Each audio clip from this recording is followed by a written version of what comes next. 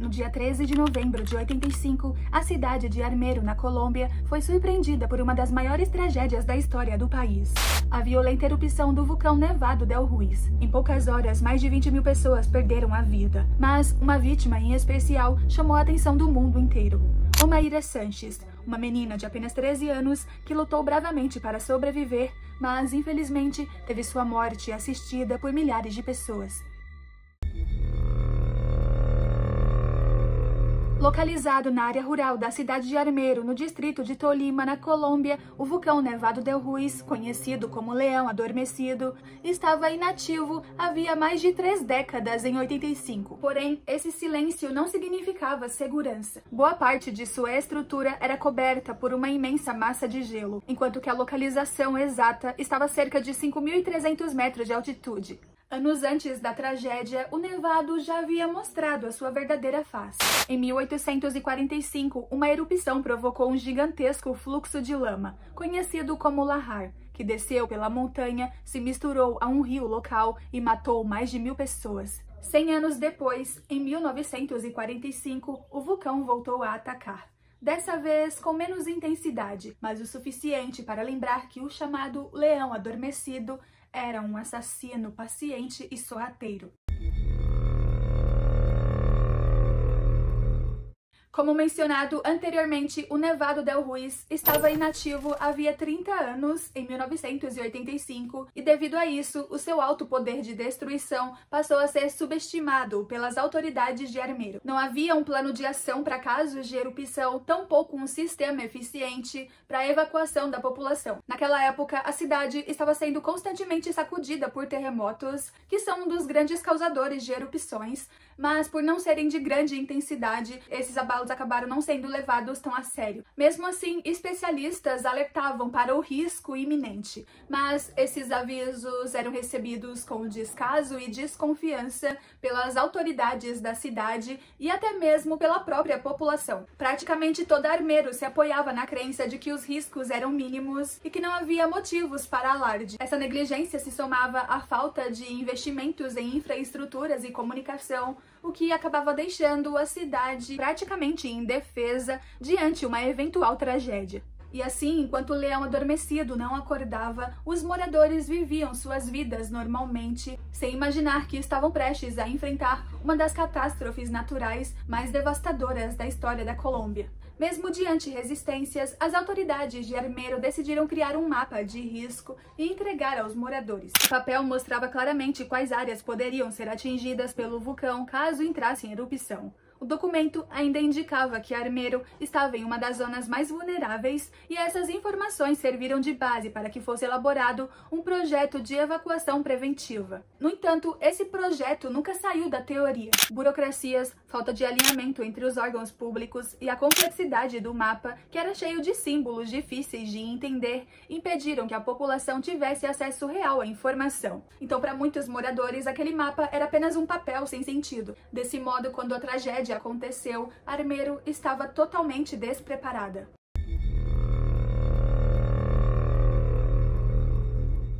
Era madrugada do dia 13 de novembro de 85 quando o Nevado del Ruiz despertou. Lá do alto das montanhas, massa de lama quente, formada pelo gelo derretido, cinzas e fragmentos do próprio vulcão, começaram a descer em direção à cidade de forma sorrateira e silenciosa. Enquanto isso, os moradores de Armero dormiam em suas casas sem imaginar o risco à espreita. Bastaram apenas alguns minutos para que o rio de lama alcançasse o povoado. De repente, o silêncio daquela noite foi substituído por um barulho monstruoso, quase apocalíptico. Árvores eram arrancadas como se fossem gravetos. Casas desmoronavam em segundos. Ruas inteiras sumiam sob a lama, enquanto gritos ensurdecedores ecoavam no ar. Eram gritos de pessoas desesperadas em seus últimos momentos de vida, antes de serem engolidas pela escuridão. Nesse mesmo instante, um pouco distante dali, ainda haviam moradores apavorados, mas ainda sem entender o que de fato estava acontecendo. Porém, quando finalmente se davam conta, infelizmente já era tarde. O vulcão já estava às portas, impiedoso, devastador, e com uma sede insaciável de destruir e matar. A erupção do Nevado del Ruiz formou pelo menos 3 ondas de lama, poderosas o bastante para arrastar toda a cidade de Armero. Sua velocidade surpreendia, chegando a percorrer 6 metros por segundo. A primeira onda foi a mais devastadora, engolindo grande parte da cidade e matando cerca de 20.000 pessoas. As outras duas, embora menores, continuaram mortais. No total, além de Armero, 13 aldeias vizinhas foram devastadas, somando aproximadamente 25.000 mortos. Entre tantas vítimas, uma em especial chamou a atenção do mundo inteiro. Omaira Sanches, uma garotinha de apenas 13 anos que se tornou não somente o rosto da tragédia, mas o símbolo do descaso das autoridades de Armero. Naquela noite, Omaira dormia em sua casa, no bairro de Santander, junto do pai, Álvaro Henrique, da tia Maria Della Garzón e do irmão mais novo. Quando o barulho da lama se aproximou, não havia mais saída. A onda pesada de escombros derrubou a casa inteira em poucos segundos. A tia e o pai da menina morreram com o impacto, enquanto que o irmão, por um milagre, conseguiu sobreviver. Ele estava num cômodo da casa que não foi atingido de imediato, o que lhe deu tempo para escapar. Omaira, por sua vez, conseguiu sobreviver porque ficou presa numa posição protegida pelos escombros, o que evitou que ela fosse arrastada pela lama. Quando a tragédia havia se estabilizado, equipes de resgate começaram uma grande força-tarefa. Soldados localizaram Omaira quando viram sua mão emergindo de uma rachadura nos escombros. Começava então uma corrida contra o tempo. Os socorristas conseguiram liberar o corpo da menina da cintura para cima, mas suas pernas ainda estavam presas sob os escombros. A cada tentativa de puxá-la para cima, a água ao seu redor aumentava, chegando a deixá-la submersa. E numa tentativa improvisada, os bombeiros colocaram um pneu em volta de seu corpo para que ao menos ela pudesse se manter boiando enquanto buscavam soluções. Foi então que os mergulhadores descobriram uma terrível realidade.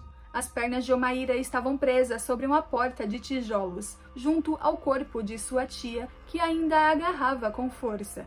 Isso sugere que a tia não havia morrido instantaneamente. Ela lutou desesperadamente pela vida, segurando firmemente na sobrinha. As horas passavam e o resgate parecia cada vez mais impossível. A posição em que Omaira estava, de joelhos, dificultava qualquer movimentação. A lama já havia endurecido ao redor de seu corpo, e quebrá-la poderia causar choques elétricos por conta dos fios subterrâneos dos aparelhos elétricos que seriam usados. Cogitou-se uma amputação, mas, sem os equipamentos cirúrgicos adequados, os médicos concluíram que a operação improvisada poderia ser fatal e cruel. E assim, diante as faltas de recursos, uma decisão ainda mais cruel foi tomada: deixá-la partir naturalmente. Durante quase 60 horas, Omaira impressionou a todos com sua força e serenidade. Ela conversava com os voluntários, cantava, pedia refrigerantes, doces e até concedia entrevistas a jornalistas. Em momentos mais lúcidos, ela apenas rezava e chorava de medo. Na terceira noite, começou a delirar. Falava que não podia se atrasar para a escola porque tinha uma prova de matemática. Seu físico também foi afetado. Os olhos ficaram negros, o rosto inchado e as mãos empalidecidas. Mesmo assim, Omaira jamais foi deixada sozinha. Socorristas se revezavam para lhe dar apoio, até ela mesma pedir para eles irem embora porque queria descansar em paz. No dia 16 de novembro de 85, às 10h05 da manhã, após 3 noites de luta, Omaira Sanches morreu de hipotermia e gangrena, uma infecção grave causada pela morte do tecido de suas pernas presas nos escombros. O fotógrafo francês Frank Fournier, que havia chegado a Armero no dia 15, registrou a imagem de Omaira em seus últimos momentos. A foto, intitulada A Agonia de Omaira Sanches, rodou o mundo. A imagem chocou milhões de pessoas, gerou debates sobre ética no fotojornalismo e expôs a negligência do governo colombiano. O jornalista declarou que não a fotografou por sensacionalismo, mas porque acreditava ser a sua forma de denunciar a tragédia, mostrar a coragem e dignidade da menina e tentar mobilizar a ajuda internacional. Apesar da magnitude, especialistas apontaram que a tragédia poderia ter sido evitada ou menos trágica. No entanto, as autoridades falharam. Como mencionado antes, as autoridades chegaram a criticar as agências de ciências, as determinando como alarmistas. Interesses econômicos também se sobrepuseram diante da tragédia, e o resultado foi milhares de pessoas permanecendo nas áreas de risco sem nenhum preparo. E é por isso que a tragédia de Armero é considerada o pior desastre natural da história da Colômbia, o segundo desastre vulcânico mais mortal do século XX e a quarta erupção mais mortal registrada desde 1500.